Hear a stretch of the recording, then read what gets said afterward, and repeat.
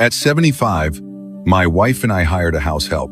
We loved her so much as our own child, but she was silently poisoning our food, stealing our money, and quietly isolating us with plans to kill us. Here is what we did to her when we caught her red-handed.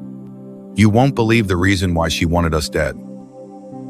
Hiring a house help in your golden years can feel like a blessing, but sometimes that blessing becomes your worst nightmare. What started as the perfect solution to our aging challenges became a calculated campaign of terror from someone I never suspected. But the most shocking part was not what she did to us, but who she really was. Let me start from the beginning. My name is Alaric, and I am 69 years old. My wife Lenore and I live in Lancaster, Pennsylvania, in the same quiet house we bought 40 years ago. Our son Bram moved away since his college days, and as the years piled on, we realized we needed help around the house. That help came in the form of Kaylin. She knocked on our door one Tuesday morning, responding to our newspaper ad. She was young, maybe early 30s, with a warm smile and gentle eyes. She carried herself with quiet confidence and spoke softly about her experience caring for elderly folks. Lenore, my beloved wife, invited her in for tea. We sat in our living room, sunlight streaming through the windows, as Kaylin told us about her background. She had grown up in foster care, she explained, bouncing between homes. This gave her deep appreciation for family and stable homes.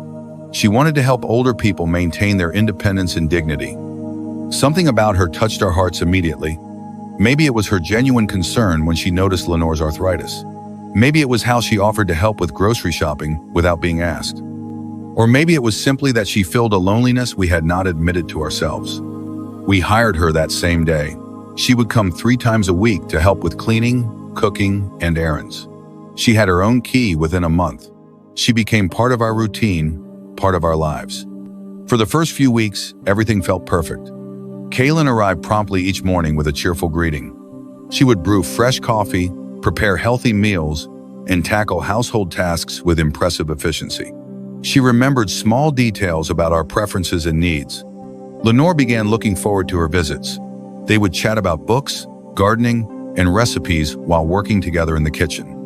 I appreciated how Kaylin helped me organize my papers and reminded me about appointments. She seemed genuinely invested in our well-being. But gradually, subtle changes began creeping into our daily lives. It started with minor inconveniences that seemed random and unconnected. The lamp in our bedroom began having electrical problems, turning on and off by itself during the night. We assumed it was old wiring. Our thermostat developed a mind of its own, swinging between freezing cold and stifling heat throughout the day. We called repair services twice, but they could not find any obvious problems. They suggested the system was simply aging and might need replacement soon. My car keys started disappearing regularly. I would place them on the kitchen counter, only to find them hours later in strange locations. Sometimes they were in the bathroom medicine cabinet. Other times, they turned up in the refrigerator or tucked inside book pages. These incidents frustrated me, but Lenore gently suggested that memory lapses were normal at our age. Kaylin agreed, offering sympathetic smiles and suggesting we create systems to help us stay organized. She even bought us a small basket for keys and important items. Then our health began declining in concerning ways. Lenore and I both developed persistent fatigue that rest could not cure. We would wake up feeling exhausted, drag ourselves through daily activities, and collapse into bed early each evening. Simple tasks became overwhelming challenges. Our stomachs frequently rebelled against meals, sending us rushing to the bathroom with painful cramps and nausea. The episodes grew more severe over time, sometimes lasting entire days. We assumed we had developed food sensitivities or digestive issues common in older adults. Kaylin expressed deep concern about our declining health. She researched bland diets and prepared gentle soups and toast when we felt sick. She encouraged us to see doctors and offered to drive us to appointments. Her care and attention made us feel less alone in our struggles. One particularly severe episode landed both Lenore and me in the hospital emergency room. We had been violently ill for hours, unable to keep even water down. The pain in our stomachs felt like knives twisting inside us. Our bodies shook with fever and dehydration. The emergency room staff ran numerous tests on us: blood work, stool samples, imaging studies. They pumped fluids into our veins and gave us medications to stop the vomiting. The doctors diagnosed acute food poisoning, but they could not identify the specific source or bacteria responsible. This is when I first started suspecting Kaylin. We never had any issues like this until she showed up. When Kaylin wasn't around, I shared my suspicions with Lenore privately, but she brushed it off and blamed the food poisoning on one of the takeout meals we had because we were ordering a lot of takeout back then. Lenore even said she was disappointed that I could think something like that about Kaylin, who she said was a godsend that came to make our lives easier. Meanwhile, Kaylin stayed by our bedside throughout the ordeal. She held our hands, spoke soothing words, and coordinated with the medical staff. She brought us ice chips when we could finally tolerate them. Her dedication during our crisis made us feel blessed to have her in our lives. After we returned home, our house itself seemed to be falling apart around us. Important documents began vanishing from their usual places.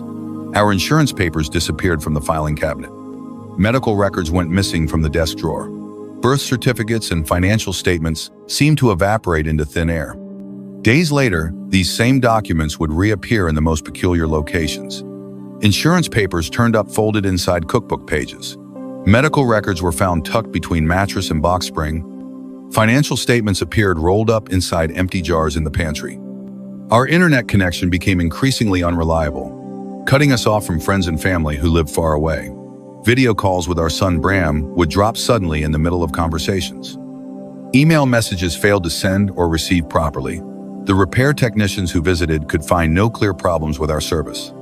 This isolation felt especially cruel because we desperately wanted to stay connected with loved ones. Bram lived across the country and relied on technology to check in with us regularly. When our communications kept failing, he began worrying about our well-being from thousands of miles away. We discovered small tears in our most cherished family photographs. Pictures from our wedding day showed tiny puncture marks. Images of Bram as a child had mysterious scratches across his face. Photo albums that had survived decades without damage suddenly showed signs of deliberate vandalism. Our favorite clothes developed stains that appeared overnight. Lenore found mysterious yellow marks on her best dress. My good suit jacket showed greasy spots that had not been there the day before. These stains resisted all cleaning attempts and seemed to spread rather than fade. The accumulation of these problems created a sense of vulnerability we had never experienced before. Our comfortable home, our sanctuary for 4 decades, began feeling like enemy territory. Every morning brought new evidence that our world was slowly crumbling around us. Kaylin witnessed our growing distress with apparent sympathy and concern. She offered practical solutions for each problem we encountered. She suggested we were simply experiencing the normal challenges of aging and encouraged us not to blame ourselves for memory lapses or accidents. Her constant presence and support made us increasingly dependent on her help.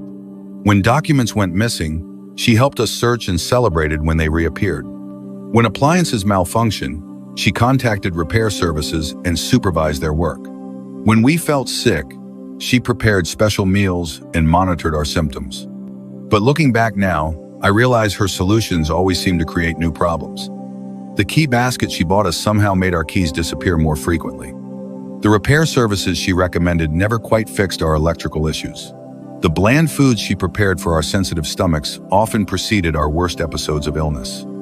During this time, we began suspecting that outside forces were working against us. The problems felt too coordinated and persistent to be random misfortune. Someone seemed to be deliberately sabotaging our peaceful retirement and undermining our sense of security. Our suspicions eventually focused on the smart home installation we had completed several months earlier. A company called Automated Living Solutions had upgraded our thermostats, lighting systems, and security equipment. Their lead technician, a gruff man named Zephyr, had been pushy about additional services and seemed resentful when we refused expensive upgrades. We wondered if Zephyr and his crew were remotely accessing our systems to create malfunctions. Perhaps they hoped to force us into purchasing more expensive repairs or replacement equipment. The timing seemed to match when our household problems had begun escalating most severely. This theory gave us a target for our growing anger and frustration. We began collecting documentation about the installation work, preparing to file complaints against Automated Living Solutions. We felt empowered to fight back against what we believed was corporate exploitation. My conviction that Automated Living Solutions was behind our troubles grew stronger with each new malfunction and each dollar that went missing from our wallets. The financial strain was mounting, and my usual careful approach to money matters gave way to desperate action. I remembered a veiled threat that Zephyr had made during our heated argument about the final bill. He had mentioned something about reporting us for non-cooperation if we refused to pay for services we had never agreed to receive. His words had felt ominous at the time, and now they seemed like evidence of his malicious intent. Fear for Lenore's safety and our financial security drove me to make a decision I am deeply ashamed of today. I decided to strike first before Zephyr could follow through on his implied threats. I would report Automated Living Solutions to the Consumer Protection Agency before they could damage our reputation. But in my heightened state of anxiety and anger, I did not simply report the facts as they had occurred. I embellished details about their alleged fraudulent practices and hidden charges. I painted a picture of a predatory company that deliberately targeted elderly customers for financial exploitation. I described how they had installed faulty equipment designed to malfunction and force expensive repairs. I claimed they had deliberately overcharged us and threatened retaliation when we questioned their billing practices. I suggested they were part of a larger scheme to prey on vulnerable seniors throughout our community. My anonymous complaint triggered a formal investigation by the Consumer Protection Agency. They launched an inquiry into automated living solutions that caused significant trouble for the company and its employees. Other customers came forward with similar complaints, and the business faced serious regulatory scrutiny. Kaylin listened quietly as I vented my frustrations about what I called the crooked contractors who had invaded our home. She offered gentle touches on my arm and sympathetic nods as I described our battle against corporate greed. Her unwavering support made me feel justified in my aggressive actions.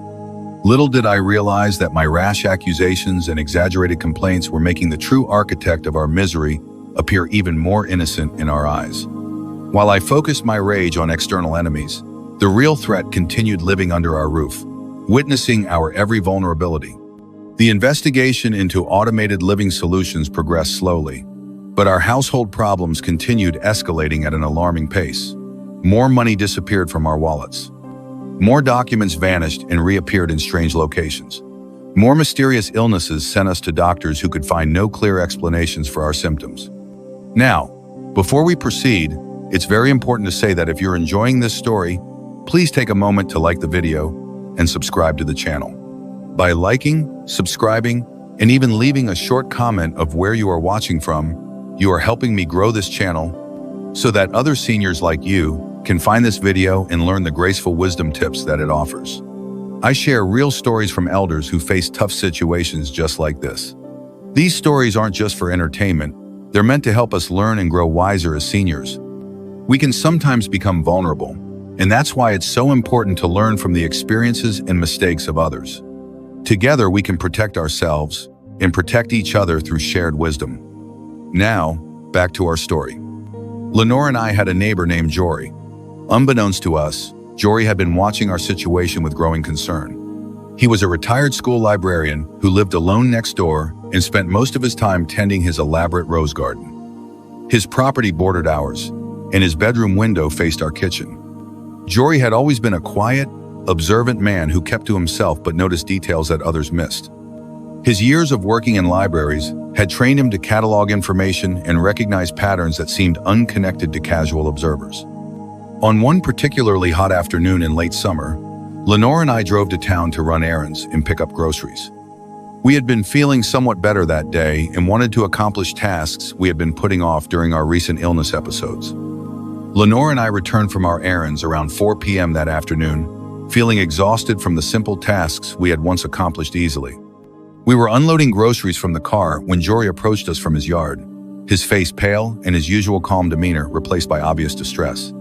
He asked if we could speak privately, away from our house and any windows where we might be overheard. The urgency in his voice alarmed us, but we followed him to the far corner of his property, where his rose garden provided cover from neighboring houses. Jory struggled to find words for what he needed to tell us. He began by apologizing for what might sound like an incredible accusation, but insisted that our lives were in immediate danger. He explained to us that while he was working in his rose garden, pruning dead blooms and checking for signs of disease or pest damage, he was close enough to our kitchen window when he heard Kaylin on the phone. He said the tone of Kaylin's voice was completely different from the warm, caring voice we all had grown accustomed to hearing, and that her voice on the phone was cold, calculated, and filled with satisfaction. He went further to explain how he overheard her speaking on her cell phone to someone, detailing her systematic campaign against us with clinical precision. He said he heard her describe how she had been adding small amounts of laxatives to our food to create digestive problems. While she was still on the phone, she even explained her methods for tampering with electrical connections to cause appliance malfunctions. He added that she bragged about her skill at moving our possessions to create confusion and memory doubts. She even laughed about intercepting phone calls and messages from our son to increase our sense of isolation. She discussed her careful documentation of our daily routines and medical conditions. But then, he finally told us that he heard something that made his blood run cold. He pulled us close and whispered to us that he heard Kaylin describing her final plan to end our lives permanently. He continued by explaining how he remained motionless among his roses, afraid that any movement might alert Kaylin to his presence. Then, he kept telling us how he listened as she continued describing how our deaths would appear natural, given our recent health problems and advanced age. The authorities would likely assume we had succumbed to age-related illness or food poisoning. He went on to say that he noticed that she ended the phone conversation with chilling laughter. She was expressing satisfaction at how perfectly her plan was proceeding. He made it clear to us that the woman we trusted completely, the woman who had been caring for us during our most vulnerable moments, was systematically destroying our lives as preparation for ending them entirely. He said he froze in his garden, his pruning shears trembling in his hands as he heard Kaylin describe her plan to poison us both with a lethal dose of something she had been acquiring gradually. She spoke about timing it for a weekend when she would be away, creating the perfect alibi while we suffered alone in our home. Jory told me that as a retired librarian, he had spent decades in quiet observation, cataloging books and helping students research difficult topics. But nothing in his peaceful career had prepared him for overhearing a murder plot being discussed with such casual cruelty. He said his heart pounded as he realized the full scope of what had been happening to his elderly neighbors. He ended by saying when Kaylin finally hung up and moved away from the kitchen window, he carefully crept back toward his house on unsteady legs. His mind raced as he tried to process what he had just overheard.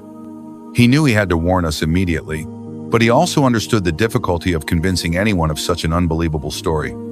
The blood drained from my face as Jory recounted Kaylin's phone conversation in precise detail. Her confession about the laxatives explained our constant digestive problems. Her admission about electrical tampering explained our malfunctioning appliances. Her bragging about moving our possessions explained our missing documents and keys. Lenore gripped my arm as the full truth crashed over us like a cold wave.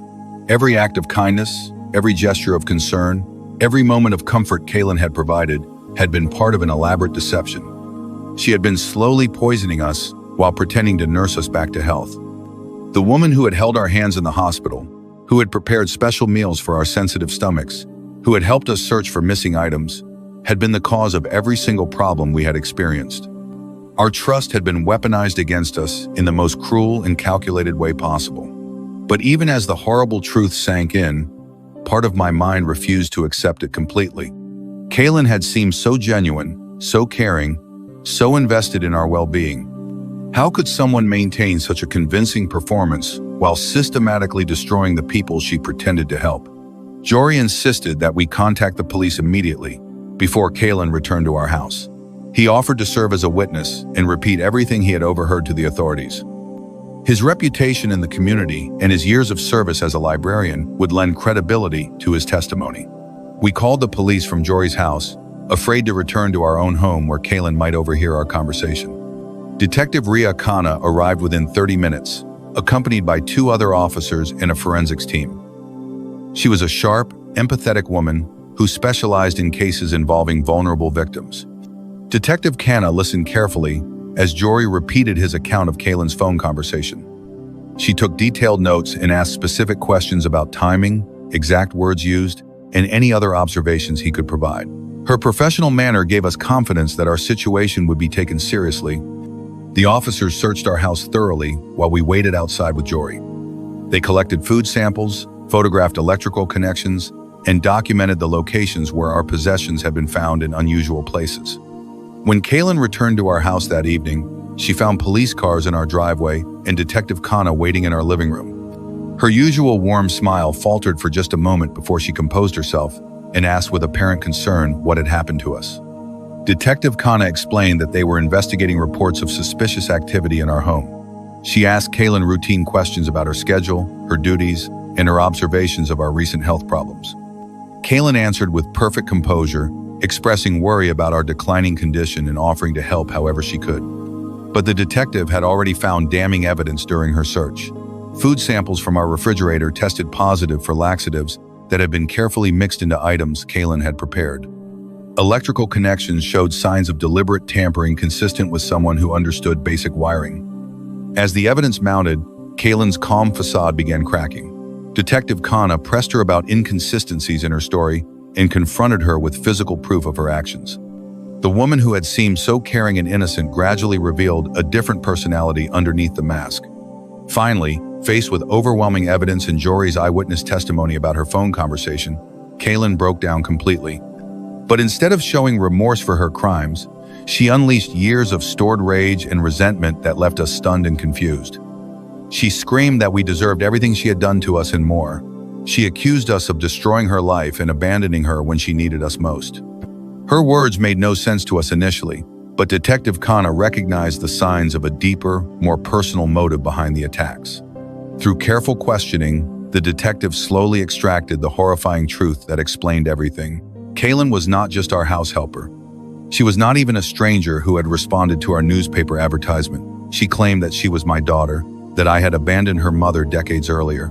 She told me that her mother's name was Eliza. As soon as she mentioned that name, it jolted my memory, and I suddenly remembered that ugly part of my past I had tried to forget. I was 25 when I fell in love with a beautiful lady named Eliza. When she told me she was pregnant, the news hit me like a sledgehammer to the chest. I wasn't ready for fatherhood, wasn't ready for the responsibility of another human life depending on me. I had dreams, plans for my future that didn't include changing diapers and midnight feedings. Fear consumed me completely. Fear of being trapped, fear of failing as a father, fear of watching my youth disappear into endless obligations. I convinced myself that Eliza would be better off without me, that she was strong enough to handle it alone. I told myself I was doing her a favor by leaving. So I ran. I packed my belongings one night while she slept and disappeared like a coward. I moved across the country, changed my phone number, and tried to forget they ever existed. I was selfish, immature, and terrified of growing up. No one else knew about this story, not even Lenore. After hearing Kaylin mention Eliza, I knew she wasn't Ling. I collapsed into our old armchair as the full scope of my past mistakes crashed down on me. This young woman, this stranger I had welcomed into our home, carried my blood and bore the scars of my selfishness from over 40 years ago. Kaylin described through tears and rage how her mother, Eliza, had struggled through pregnancy and early motherhood in desperate poverty. There had been no family support, no help from anyone, just endless hardship and deprivation. Eliza had worked multiple jobs while battling chronic illness brought on by stress and malnutrition. She told us how her mother's health had deteriorated steadily under the crushing weight of single parenthood and financial desperation. How Eliza had died young, worn down by circumstances that could have been different if I had stayed and taken responsibility for my actions. After her mother's death, Kaylin had been thrust into a broken foster care system, bouncing between homes where she felt unwanted and invisible. She had carried the weight of her mother's suffering and the sting of my abandonment throughout her entire life, nurturing a desire for revenge that had taken decades to fulfill. Her plan had been methodical and patient. She had tracked us down years earlier, learning our routines and waiting for the perfect opportunity to insert herself into our lives. When we advertised for household help, she saw her chance to inflict the same sense of powerlessness and slow destruction that she and her mother had endured. As Detective Khanna led Kaylin away in handcuffs, she turned back to look at me one final time. The hatred in her eyes was mixed with something else that cut even deeper than anger. It was the look of a child who had spent her entire life wondering why her father had found her so easy to discard. Standing there in our living room, surrounded by the evidence of her campaign against us, I understood that this was not really about justice or revenge. This was about a wound that had never healed, a relationship that had been severed before it could begin, and the terrible price of choices made in selfish youth. The woman who had nearly killed us was the daughter I had never known, seeking acknowledgement and recognition in the only way her damaged heart knew how. And I realized that while her actions were unforgivable, the responsibility for creating the monster she had become rested ultimately with me. This story taught me that our past decisions never truly disappear. They echo through time, affecting lives we may never even know we touched. The choices we make in our youth can return decades later with consequences we never imagined possible. Here are the few lessons I want to share with you. 1. Always take responsibility for your actions. Yes, you heard me, and this must especially involve family and children. The people we abandon or hurt don't simply move on and forget. They carry those wounds, and sometimes those wounds shape them into people we wouldn't recognize. 2. Be cautious about who you trust completely. Even when some people seem perfect for your needs, make sure to pay attention to your instincts when something feels wrong. Our bodies and minds often recognize danger before our conscious thoughts catch up. 3. Maintain connections with neighbors. Neighbors and community members can serve as extra eyes and ears when you become vulnerable. Jory's intervention saved our lives because he was paying attention and willing to get involved when he witnessed something wrong. 4. Aging makes you an easy target. Understand that growing older makes you a target for people who see your vulnerability as opportunity. Stay alert, ask questions, and never be embarrassed to seek help when situations feel beyond your control. Comment below about what part of this story affected you most. Like and subscribe if you want more content that helps you learn from the experiences of others. Until next time, keep living with grace and purpose.